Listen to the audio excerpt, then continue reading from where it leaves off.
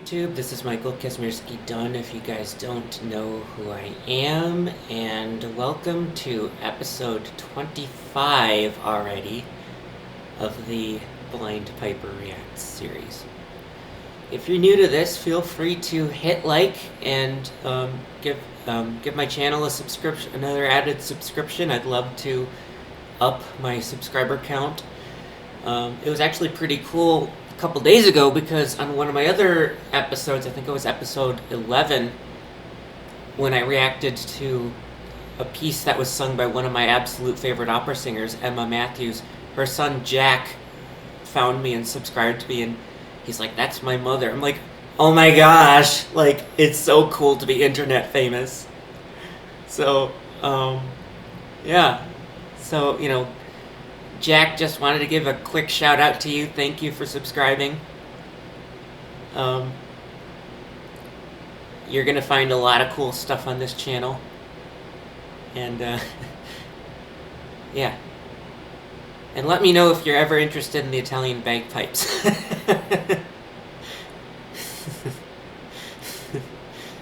I'm kind of half kidding here, but yeah, still. So anyway, it's been quite a while since I reacted to a classical piece. The last one I reacted to was a piece by Claude Debussy a couple weeks ago. This piece is by a composer that I've never reacted to before, Franz Liszt. He was from 1811 to 1886. To be honest, it's been quite recent when I first started hearing names of composers. When my sister Lizzie and I were little, we used to go to... So we learned piano from the Suzuki method, which is one of my favorite ways of learning piano because it recommends memorization, which is very important. Which is very important, especially if you're blind, because, I mean, while sheet music, we can't do sight reading, and actually, as a bagpiper here, we shun sheet music. You may hear pipers talk about sheet music. Well, that's the totally improper way to learn bagpipe music. Same thing. About 90% of most opera singers have really bad wobble vibratos, which are really slow vibratos, and it sadly has kind of defined the opera sound today, which is kind of the worst thing in the world. Anyway. Another one of my subscribers, Hannah Silver from Australia, she teaches the Suzuki method of piano. And so my sister Lizzie and I went to this piano camp called Blue Lake Fine Arts Camp for the week of Suzuki Piano Camp. Obviously we had an instructor, outside of Blue Lake, but the practice huts where they had pianos, and it was like a big each hut was like a big building, and then an air-conditioned building because it was in the summertime, and then different, like, each individual kind of tight room was a practice hut. And they were named after composers. Like, one was Chopin, one was Liszt. I can't remember the other ones, but that was the first time I heard about Chopin and Liszt. This was all the way back when I was in 4th grade, so that was, or maybe 3rd grade, I don't know, 9 years old. So, I'm 26 now, feel too old to be frickin' single, hate being single, I badly want a girlfriend. Speaking of girls, this piece was actually sent to me, as always. Well, if you don't know this series, you'll find out for the first time, but by who I think is absolutely the coolest girl I've ever met. Her name is Haley Page. She goes by Haley Page, full name Haley Page Cohn. And her YouTube channel name, I actually put, I use a little kind of vocoder kind of logo thing. I put me slowly pronouncing it through a vocoder of a nice Italian bagpipe. So I usually, in the other videos, I would say, "This was sent to me by Haley, aka," and then this is where the vocoder would come in.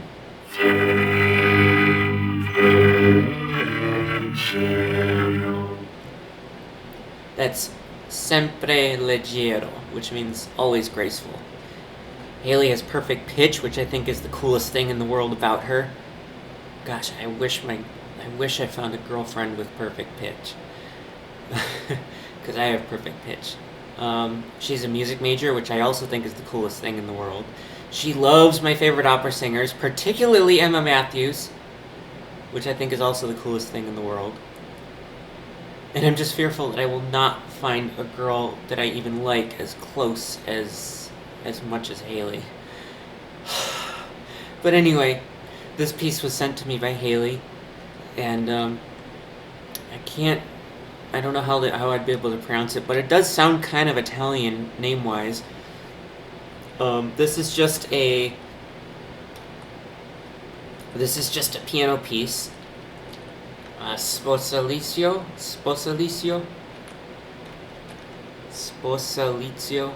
Yeah, that might be closer to it. I don't speak any Italian, which is a problem because I badly want to learn the Italian bagpipe, but the problem is there are no English-speaking players of Italian bagpipes out there. It's like you kind of have to learn Italian just to learn about Italian bagpipes, which I think is ridiculous. Anyway, so rather than me continue bantering and blabbering on about this, let's just dive right into it. So, here we go.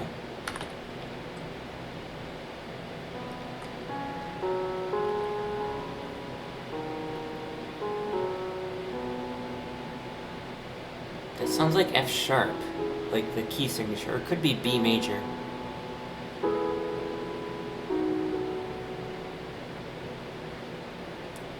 Haley said this piece is very similar to a Debussy piece, which I don't think I reacted to yet.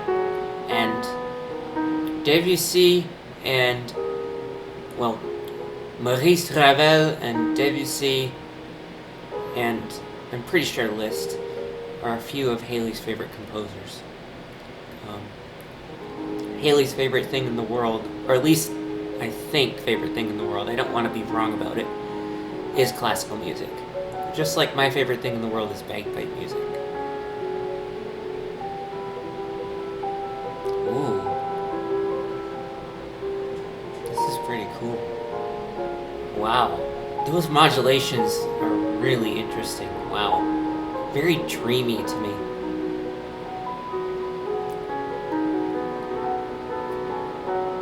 This does sound a lot like Debussy, like a typical Debussy piece.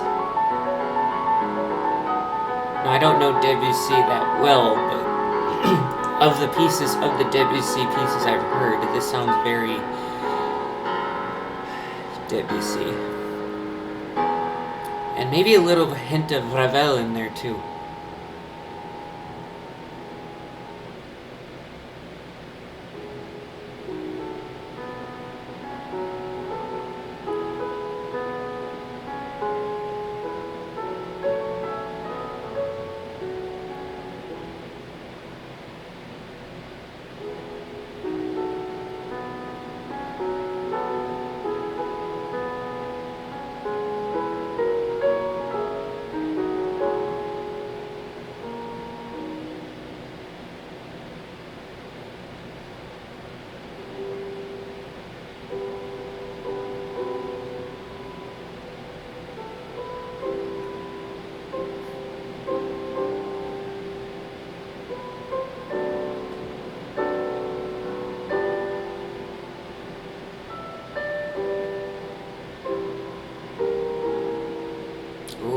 Diminished chord.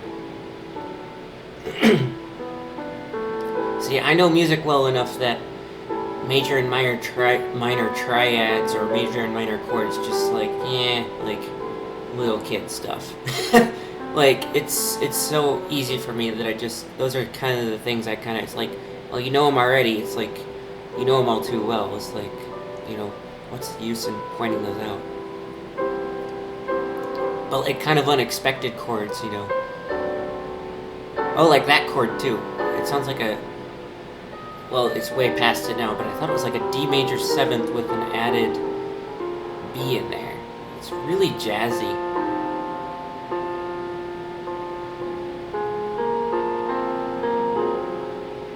There's that jazzy chord again.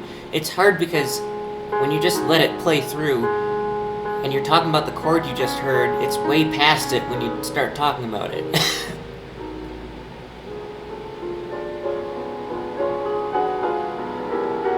Ooh. Wow. Yeah, very Debussy again. You're right, Haley.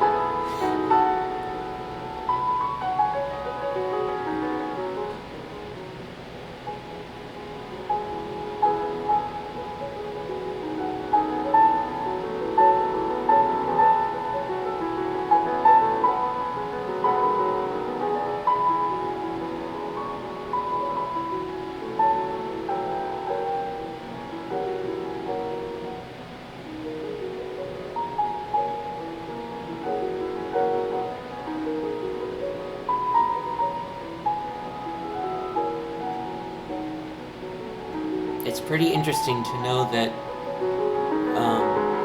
well, Debussy's life dates resemble those of one of the best Italian bagpipe, best historic Italian bagpipe makers, Carmine Trimarco, who was 1864 to 1960.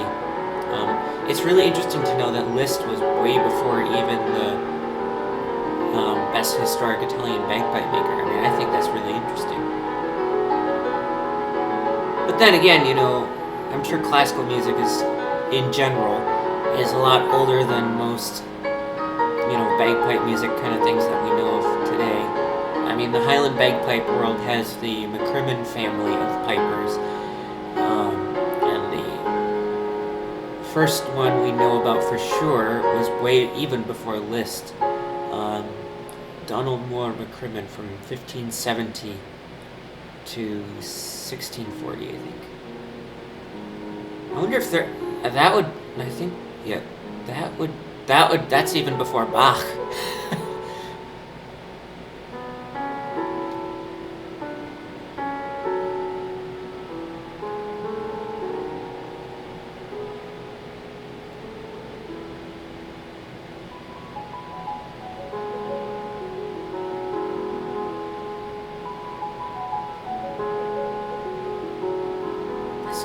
It sounds like he's trying to imitate water or something. Like maybe trickling down a stream or something. Haley, I'm pretty sure you know millions of times more about this piece than I do. I mostly live bagpipes, so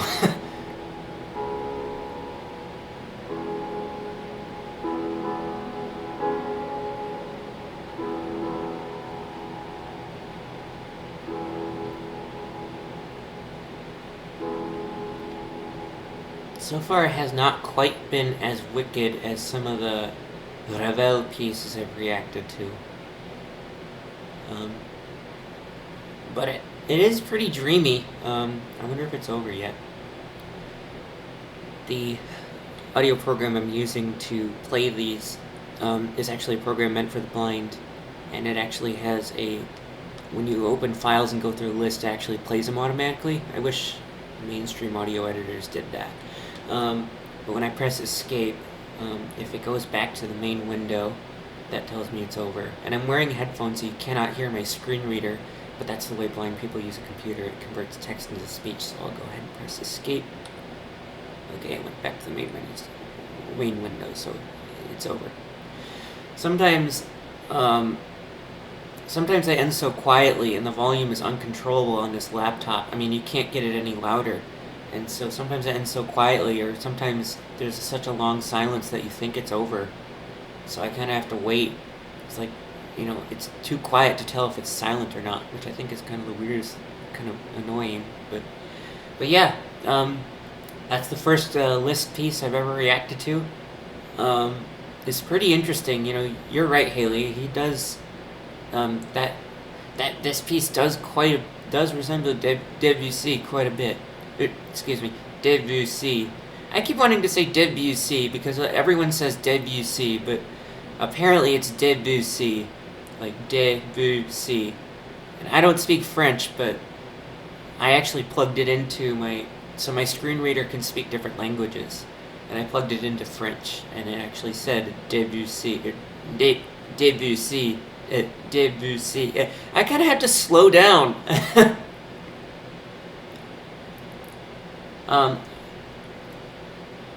There actually is. I've heard of quite a few other pieces by Debussy before, but this is not Debussy's list. Knowingly, I don't know if I've heard other Liszt pieces. I may have heard the pieces, I just didn't know they were Liszt.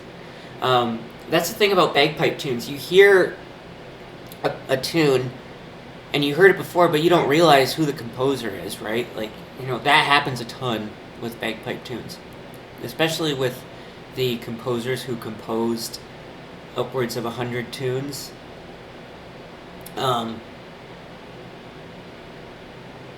You hear it and you don't realize that it was written or composed, quite recently in the bagpipe world. So, yeah, so that goes to show I may have heard other Liszt pieces, but I just didn't know they were Liszt. But yeah, I'm thinking I have a couple of other pieces. Haley sent me some other pieces that she thought I might react to. So before she sends me another one, I think I will react to another piece that she sent me. So, yeah.